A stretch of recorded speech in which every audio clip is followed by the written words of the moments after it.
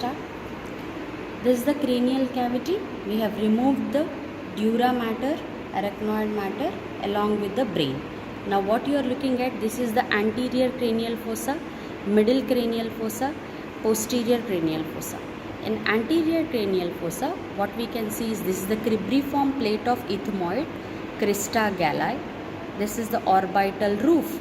So on one side we have removed the orbital roof. This is the orbital roof which we have removed it, and so that we can enter into the frontal air sinus. This is the frontal air sinus.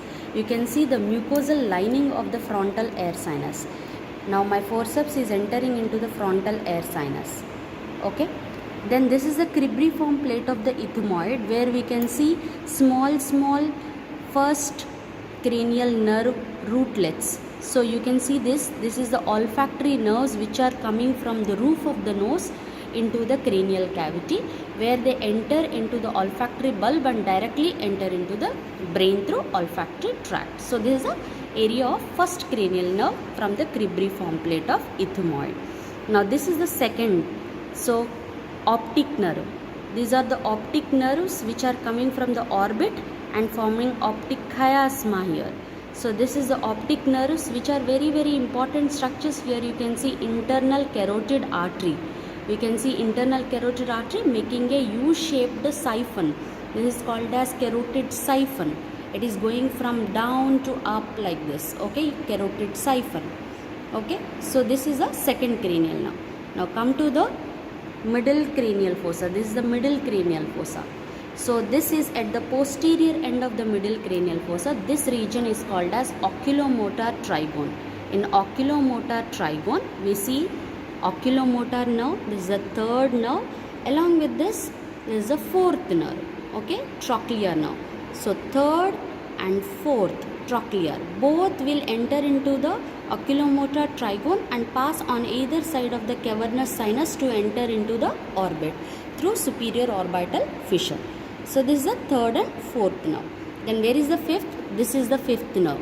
So here we can see this is the fifth nerve. You can see the trigeminal nerve, thick nerve, which is entering into the trigeminal cave, cavum trigeminale. So this is the cavum trigeminale or trigeminal cave, where trigeminal ganglion is sitting. So it is the apex of the petrous part of the temporal bone. Trigeminal nerve is entering here and then dividing into three divisions. So on this side you can see the three divisions of the trigeminal nerve. This is the ophthalmic. This is the ophthalmic. Okay, what did we do to see the three divisions? We have removed off the dura mater here. So then we can see very clearly this is the ophthalmic division, maxillary division. Ophthalmic is passing through superior orbital fissure and entering into the orbit. Maxillary division entering through the foramen rotundum and exiting into the pterygopalatine fossa. And this is the mandibular division, which clearly we cannot make out here, but we can remove this part of dura mater and try to find out. So here we will get mandibular division entering into the foramen ovale and exiting into the infratemporal fossa on the outside. So that completes the fifth cranial nerve. Now let us go to the posterior cranial fossa. In posterior cranial fossa, we get sixth cranial nerve. This is the sixth cranial nerve, abducent. They are all in an order. Sixth cranial nerve. So then here we have internal acoustic meatus, where 7th and 8th cranial nerve. There are two nerves here, 7th and 8th. On the other side you can see. So this is the 5th, 6th, 7th and 8th. So there is 7th facial nerve and vestibulocochlear nerve, 7th and 8th.